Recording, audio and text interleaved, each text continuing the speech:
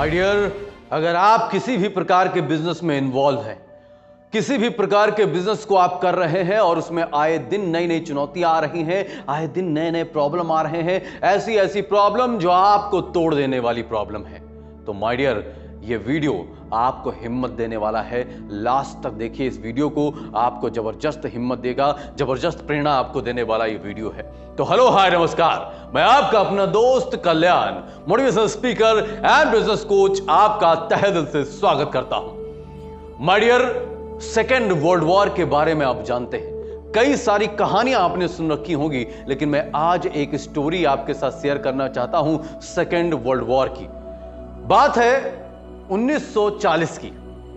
1940 में जर्मनी ने फ्रांस पे जबरदस्त आक्रमण किया, जबरदस्त हमला, जबरदस्त युद्ध चल रहा था। फ्रांस हार रहा था, फ्रांस हार गया और हार को स्वीकार कर लिया।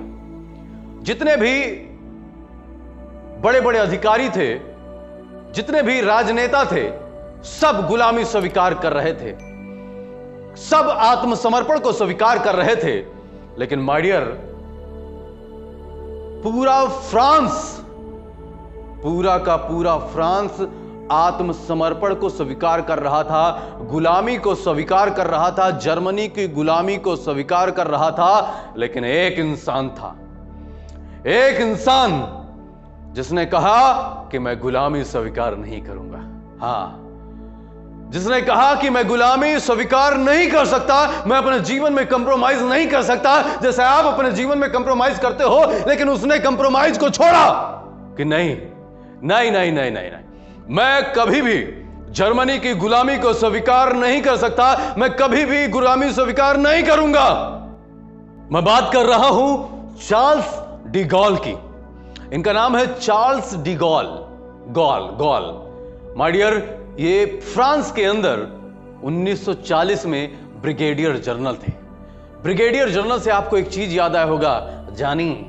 हाँ, राजकुमार जी ब्रिगेडियर जनरल थे एक मूवी में। माय डियर, ये क्या थे? ये ब्रिगेडियर जनरल थे 1940 में फ्रांस के अंदर। ये इतने बड़े मिलिट्री के अधिकारी नहीं थे कि इनकी चले, लेकिन माय डियर, इन्होंने कहा कि पूरा राजतंत्र, फ्रांस का पूरा राजतंत्र गुलामी स्वीकार कर ले, पूरा फ्रांस गुलामी स्वीकार कर ले, लेकिन मैं गुलामी स्वीकार नहीं करूंगा। माय डियर, इन्होंने गुलामी स्वीकार नहीं की। ये फ्रांस से भाग गए, ब्रिटेन चले गए और ब्रिटेन में इन्होंने जुगाड़ लगाया। उस वक्त जैसे आज के समय पर बीबीसी न्यूज पूरे वर्ल्ड में चलता है, उस वक्त क्या था, बीबीसी रेडियो स्टेशन से पूरे वर्ल्ड में कहीं पर भी बात किया जा सकता था। ये जुगाड़ लगाया इन्होंने, और इन्होंने जुगाड़ लगा के क्या किया, वहां पर गए और उन्होंने वहां से बीबीसी रेडियो स्टेशन से अपने देश को संबोधित किया, अपने देश को एक जबरदस्त स्पीच दी। ऐसी स्पीच की माय डियर, स्पीच के लास्ट में खुद रोने लगे और कहने लगे, फ्रांस तू अकेला नहीं है, फ्रांस तू अकेला नहीं है, फ्रांस अकेला नहीं है। ये कहते कहते माय डियर रोने लगे और रोते रोते अपनी स्पीच को वाइंड अप किया। लेकिन माय डियर, इनकी स्पीच जो पहुंच गई फ्रांस में, और फ्रांस में एक उम्मीद की लहर जग गई। एक इंसान, जरा सोचिए, एक इंसान पूरे देश से लड़ने के लिए तैयार है, जर्मनी से लड़ने के लिए तैयार है। ना उसके पास सेना है, ना उसके पास सिस्टम है, ना उसके पास राजतंत्र है, कुछ भी नहीं है उसके पास। लेकिन उसके पास हिम्मत देखिए जरा सा गॉल की, क्या जबरदस्त हिम्मत। हिटलर से टकराने के लिए तैयार हो गए।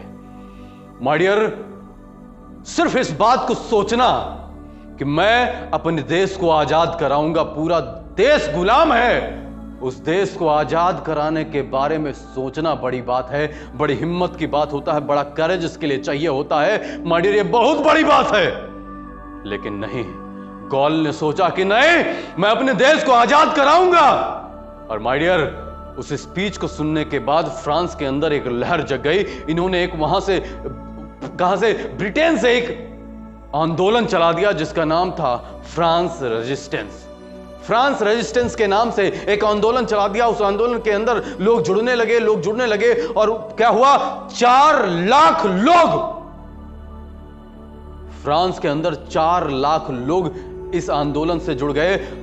वहां की महिलाएं, माय डियर, फ्रांस की महिलाएं रोड पर उतर आई, फ्रांस की महिलाएं रोड पर उतर आई बंदूक लेकर, अब मैं भी लड़ूंगी।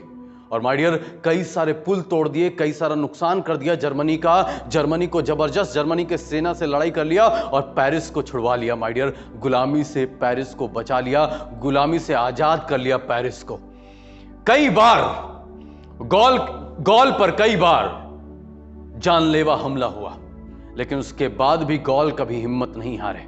गॉल लगे रहे कि मुझे अपने देश को आजाद कराना है, मुझे अपने देश को आजाद कराना है। एक अकेला व्यक्ति अपने देश को आजाद कराने के बारे में सोच रहा है, जबकि पूरी सरकारें, पूरे मिलिट्री, हर एक सिस्टम गुलाम हो चुका है। उसके बाद सोचिए जरा सा, कितनी जबरदस्त हिम्मत।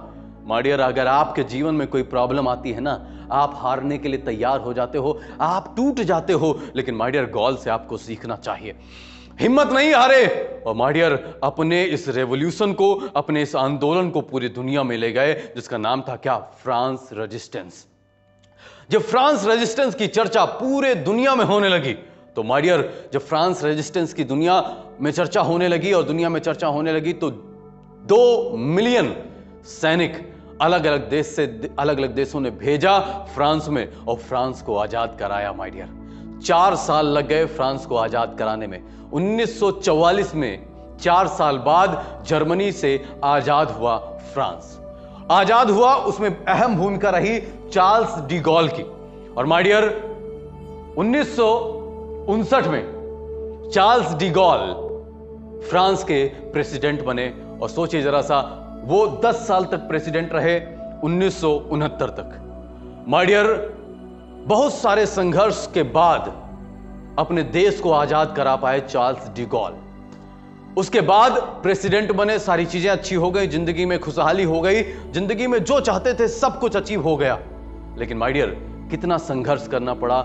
सोचिए जरा सा, आज आपका घर पे कोई कब्जा कर ले, उसको छुड़ाना कितना मुश्किल होता है, कितना ज्यादा आप टेंशनाइड हो जाते हो, कितना ज्यादा आप प्रॉब्लम में फंस जाते हो, कितनी ज्यादा हिम्मत चाहिए आपको लड़ने के लिए। अब जरा सोचिए, अगर कोई देश ही पूरा आपका कब्जा कर ले, आपको पूरा देश, आपके पूरे देश को कोई गुलाम बना ले, उसके बाद अगर आपको छुड़ाना हो तो आपको कितनी हिम्मत चाहिए।